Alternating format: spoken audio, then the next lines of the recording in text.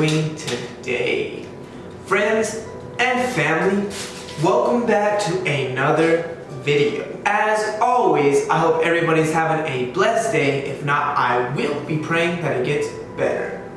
Now, in today's video, we will be answering the question, is it okay to sin? So sit back, relax, listen, comprehend, and learn to view the world with the love of God. So, is it okay to sin? Well, obviously, the answer to this question is not so complicated, is not so complex, is not very hard to understand. It is actually quite comprehensible, because the short answer is no, it is not okay to sin. Now, that being said, I know all sinners get upset with this type of answer, and that's okay. It's your natural born instinct to do that. We are all born naturally to be rebellious. It's crazy. Even now, I'm rebellious against my own religion, so to speak.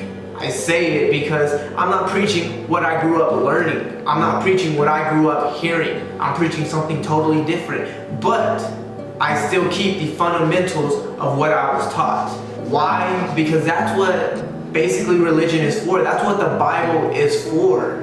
So I'm not going to be reading verses from the Bible like I always do. We're just going to be talking from the heart of why it's not okay to sin. And of course, I'll probably be mentioning things from the Bible, but I'm not going to be looking for a verse for me to put on the screen for you to see.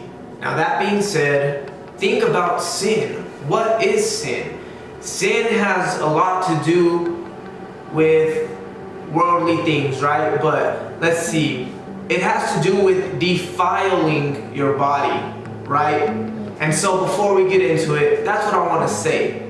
That's why I use the Bible, to make things clear, to let people know that the Bible is a good book. It's beautiful. It is helpful. It's one of the best things to help you grow and to understand God and nature and life and what we call as evolution. Do you know what BIBLE stands for? Basic instructions before leaving Earth. You get it? So that being said, why is sin bad? Why is it not okay to sin? Why is it evil in the eyes of God? Why is it evil and wicked in the eyes of Christ? Why is it evil and wicked to all Christians? Why do they judge you for sinning? Well, first off, they judge you because they are sinners themselves and because you're doing it openly. Nobody likes to see that. Secondly, sinning is the dirtying of one's body, so to speak. If you sin, you defile your body. And for anybody who serves God, it's not something that they like to see. And the reason being is because your body is the temple of God. That's what Christ has told us. Your body is the temple. So if you go and defile the temple in which God is supposed to be, you're defiling the name of God. You get it? Like, you're using your own body to commit adultery, to commit murder, to commit fornication, or whatever else. You're defiling your body in which God is supposed to be dwelling in for things that provide instant satisfaction that does not last. Sin is a distortion of happiness, of peace and joy. Sin is what we run to make ourselves feel better, and when it's over, we still feel like crap. When the sin is gone and done away with, we still feel unworthy, we still feel low and down, or whatever we were feeling about ourselves. Sin is not worth it because it separates you from God. If you can leave this world and choose to deny your flesh, choose to not sin, you will feel the love of God. You will see God. You will witness God. You will know God. You will love God because God is love and God will be in you. And once that happens, you literally have eternal bliss. You are always happy. You don't need satisfaction. Sin makes you a slave. And that being said, whichever path you choose, to sin or not to sin, you become a slave. The difference is, when you're a slave of God, you don't need nothing. You don't depend on nothing, which means nothing can take your peace of mind. If you are a sinner, you don't have God. And when you are a sinner, if you lose that in which you love doing, that sin in which you love committing, if that is taken away from you, your peace of mind is taken away from you. Because it belongs to this world, and so does the flesh. And so if you're satisfying your flesh and not your spirit, your peace of mind can easily be taken from you. If you live in the spirit and satisfy the spirit with God, you feed your spirit with God, you give your spirit something to drink, which is God, eternal living water. It can't be taken from you. Nobody can take your peace of mind. Nobody can take that from you. That is something inside. That is something that is felt. That is something totally different. And so when you defile your temple, this temple of God, God cannot dwell in there. That's all it comes down to, really. Why would you want to defile this temple? You think the church is the temple? That's not the temple of God. Your body is the temple of God. That is why I don't believe that tattoos is a sin in and of itself. Maybe the types of tattoos you decide to get, what you decide you want to promote, or what you decide to permanently place on your skin, that is what could be seen as a type of sin. If you get something which is evil or wicked, you get what I'm saying? If you spread something of the nature of lust or the nature of sin, the nature of this world. And why do I see it this way? I see it this way because before we knew that our body was a temple, we created these churches, we created these temples. And what did we do in these churches? What did we do in these temples? We, as humans, we decorated these churches, we decorated these temples. And so I see tattoos as the same way. You're decorating your body, and there's nothing wrong with that. The only time that there's something wrong with it is if you decorate it in a way that's going to defile it, in a way that's going to dirty it. That's what everything comes down to, is where your heart stands. Are you selfish for your own lust, your own greed, or are you selfish for God? You see, this is why I don't hate Christians. They're selfish for God, but they also mix it with their own selfishness. Because they don't like the actions in which sinners choose to take, they want God to punish them. But that's not what God does.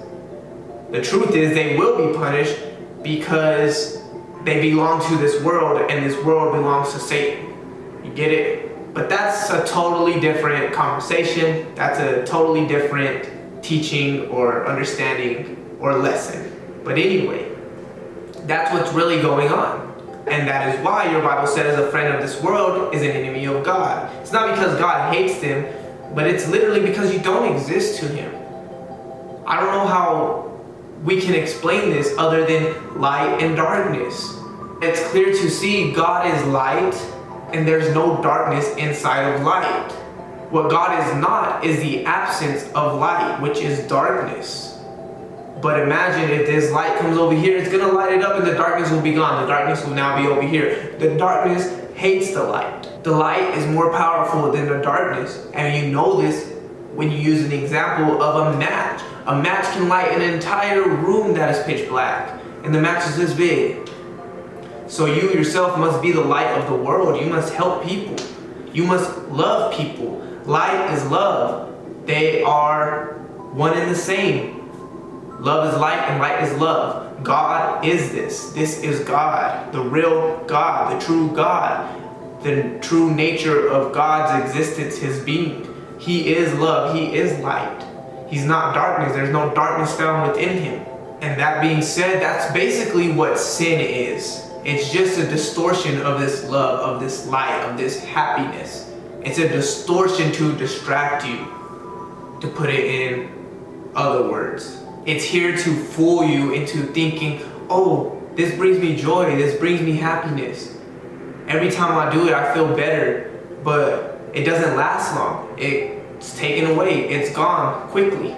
But with God, it endures forever. Those are the differences. I know me preaching this sounds the exact same as all the Christians you know, but I'm trying to basically inform you on the deeper understandings of it. Because they just like to push it, no, God hates you.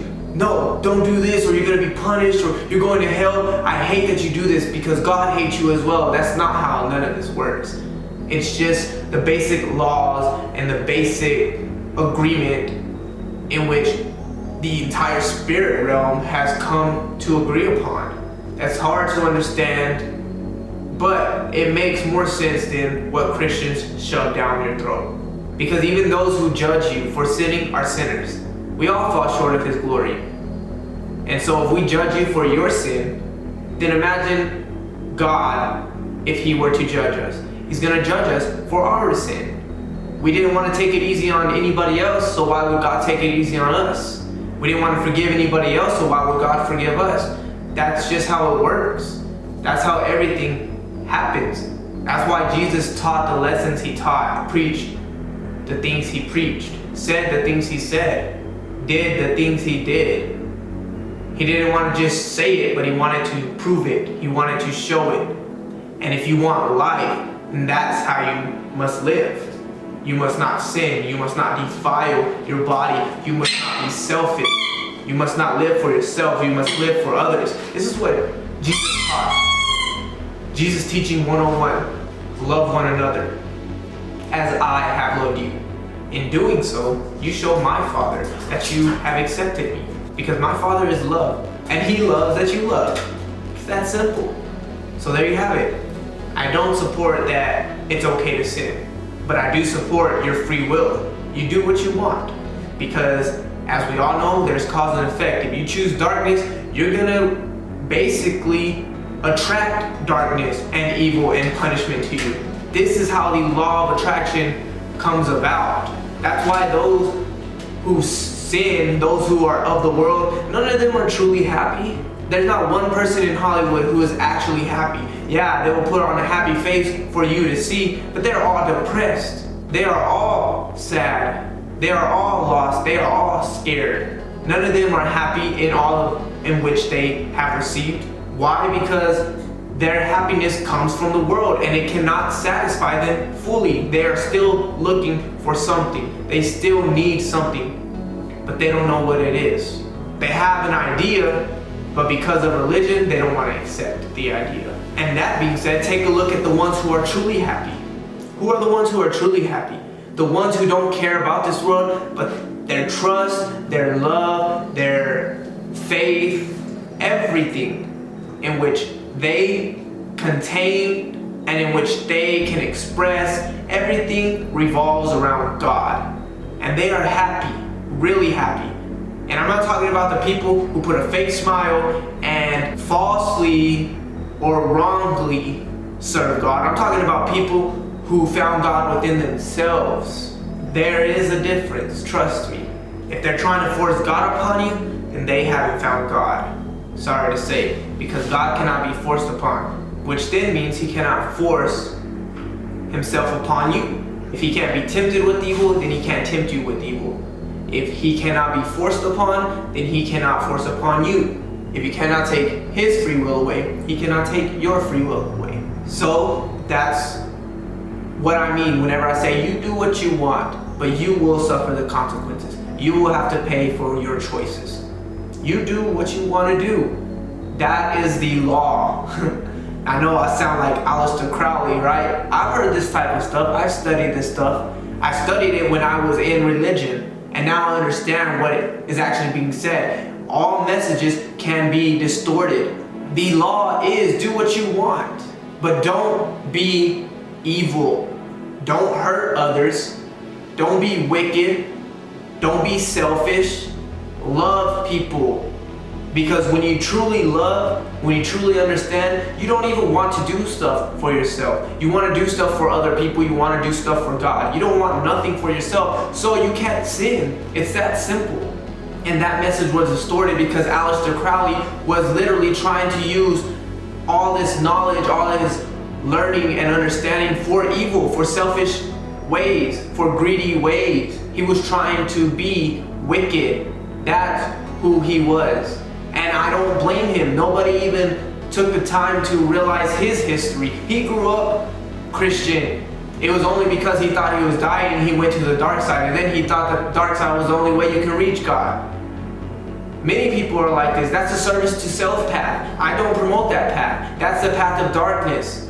I'm on the path of light. I promote the path of light, but I don't care to change you. If you want the path of light, go ahead. If you want the path of darkness, go ahead. Just know the light is stronger than darkness, and at some point the darkness will have to come to the light. It's that simple. But anyway, that's a little basic understanding of sin. Just don't defile yourself, don't be selfish. It's really simple when you think about it. The thing is, it's hard because we are all selfish. We all want what we want. We all want to do what we want to do. We all want to gain. We all are prideful. We all are boastful. None of us are love. If you love, you complete the law. You complete not sinning. That's basically why I made this video, for you to kind of understand. Love completes it all. Love fulfills everything. Because love is patient, love is kind. Love is not selfish, love is not greedy. It's not self-seeking. It's not prideful, it's not boastful, it's not jealous. Wait, I think I already said that. But what else? It's not easily angered. True love. Not a distortion of this love, but true love. That's why I promote love. Because if you love, you don't sin. Am I saying I'm perfect? No, because I don't have perfect love. But I'm working for it. And I teach you it because I would like for you to work for it. If you are searching for truth, if you are searching for God, I'm telling you what you need to know. I'm telling you how to do it. And now you know I don't support sin, but there's a different understanding with me. I'm not gonna stop you from sinning. You do what you want to do. I can inform you a little bit. If you don't want to accept, okay. I don't hate you. You do what you want. But when you are ready, just ask God, and God will help you. But that's gonna be it for today's video. I really hope you enjoyed. If you did, be sure to smash that like button. Be sure to subscribe and also hit that notification bell so you don't miss any future uploads. I love you guys. I pray that you prosper. I pray that you grow. And I pray that you receive all that you desire. Now, go and use what you've learned and apply it with the love of God.